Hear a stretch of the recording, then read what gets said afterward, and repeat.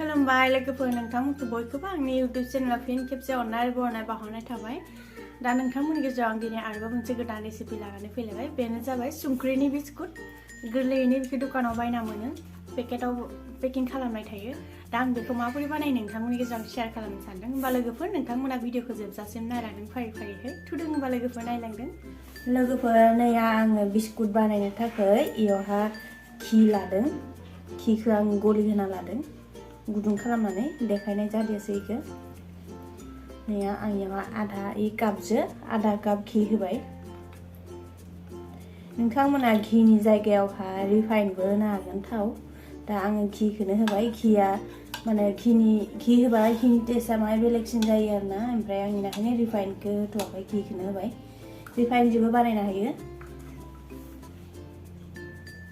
लोगोफोर बे संख्रिनि बिस्कुटावहा एसे आङो सिनि पिसिना लानाय सिनि होनोसै। नैया लोगोफोर आं मिक्साराव पिसिना लादों। बांद्राय होनाङा, बेयो संख्रिनि बिस्कुटसो नालाय। ओमफ्राय एसे खम परिमाणाव होनांगौ आरोना, होमबानिया संख्रि आधा सिनि आधा बा टेस्टआ बेलेग जायो नालाय संख्रिनि बिस्कुटाव। नैया एसेल' होदों, बारा बुरजा होआखै। मिहिहै पिसिना लानाय मिक्साराव पिसिना लानायखौ होदों। नैया एसेल' होबाय, नैया एसांल'। दा आं बेखौ होनोसै। नैया दानिया लोगोफोर संख्रि होनोसै आङो। बारा एसां बुरजाबो होनाङा, मिडियाम होनांगौ। संख्रिखौबो नै आं मिडियाम होबाय। गोबाबद्राय जाबाबो बोरैबा जागोन। संख्रिया दा सिनिया दा जाहाथे खमान आरोना। लोगोफोर आं दानिया इयावहाय एसे सौदा होनोसै। बारा बुरजा होआ, एसेल' होगोन। नैया लोगोफोर एसे सौदा होबाय आं इयावहा। बारा बुरजा नङा, एसेल'।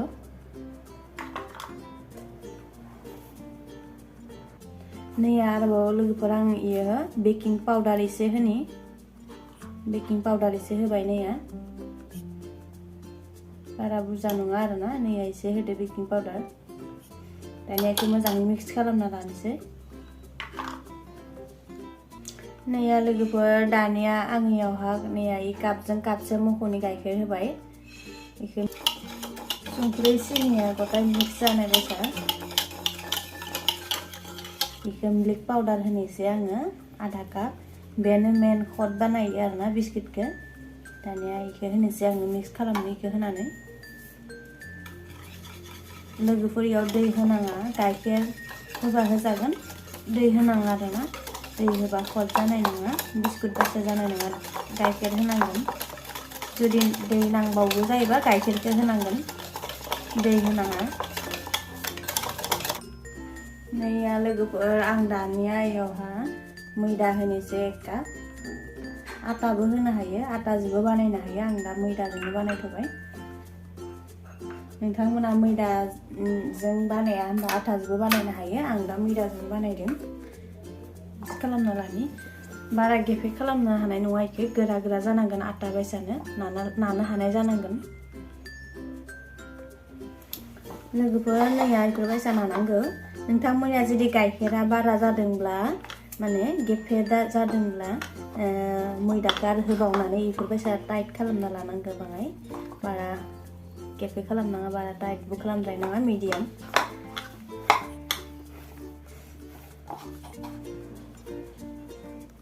आं इखौ दानिया इदि लारु बानायना लाबाय। इफोरबायसा लारु बानायना लानोसै। नैया लोगोफोर फुवानोसै दानिया इखौ।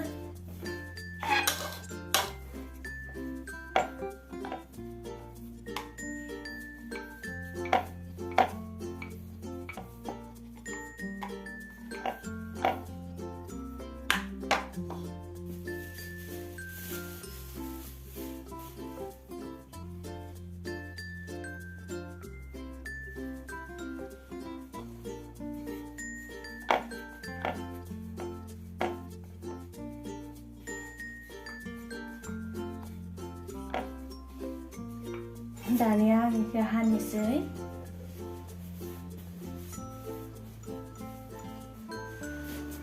नैया बारा गोबा बिलिरनाङा, बारा गोबा फुवारनाङा लोगोफोर दानिया इखो आं हानोसै नायदों नोंथांमोना माबोरै हायो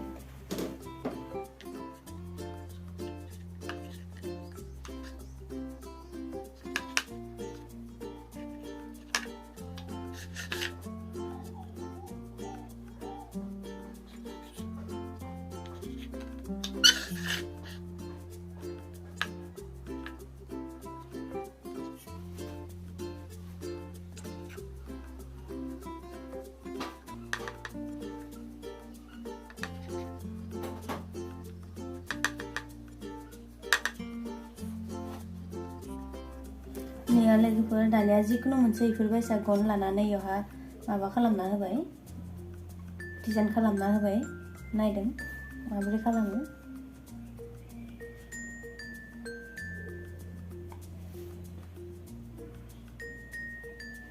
एसे गिदिर गिदिर खालामना होनांगौ होमबासो जों दुकाननि बायसा नुगोन नैया लोगोफोर आं दानिया बयखौबो इफोरबायसा हाना लाजोब्बाय नैया बिस्किटखौ इफोरबायसा हाना लाबाय आङो दानिया आङो थावजों एवनोसै नोंथांमोना होमबा भिडिअखौ नायलांदों जोबजासिम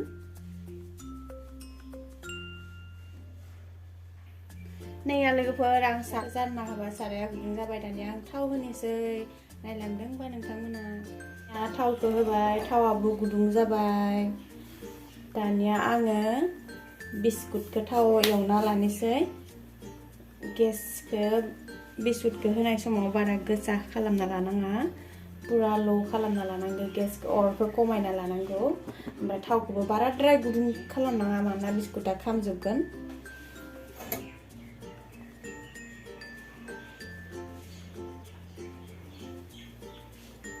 नाय लोगो लोगो एरनाङा लोगोफोर एसे 2 मिनिटसो दोननांगौ नहलेबा बायलांगोन गेसखौबो बारा गोसा होनाङा खम खालामना लानांगौ लासै लासै एकदम लासै लासै एरनांगौ नहलेबा बायलांगोन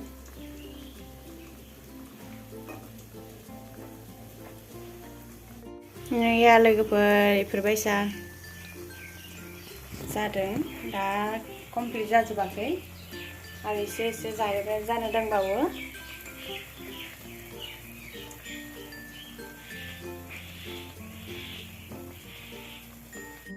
लोगोफोर दानिया सब मोनजोब्बाय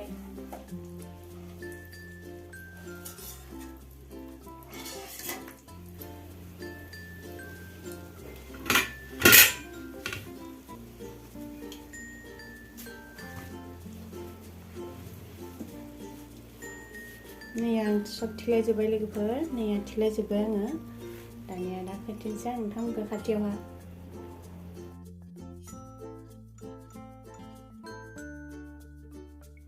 नैया लोगोफोर दानिया आंना बिस्कुटा जाबाय संख्रिनि बिस्कुटा नैया नायदों लोगोफोर नैया आङो बारा बुरजा बानायाखै नैया बेखौ दा नोंथांमोना बयामाव सोनानै दोननो हागोन जेब्ला जायोब्लानो जानो हागोन नैया इफोरबायसा जादों आरो लोगोफोर नैया इफोरबायसा जादों हानाया आंना पारफेक्ट जायाबाबो खिन्थु बिस्कुटा जानो लागै मा गोथाव पारफेक्ट जादों दुकाननि बायसानो हानाया आखाइफोरा खमान थाङाखै नालाय बेनिखाय बिदि जादों जेबो नङा सेफखौ नोंथांमोना साननाङा जेबो हानाया सेफ जायाखै होननानै खिन्थु जोबोद गोथाव जादों आरो ना दुकाननि बायसानो पारफेक्ट जादों अमा मोजां जादों जानाबो खोन्थाबाय आङो सेम सेम दा मोजां जाखादों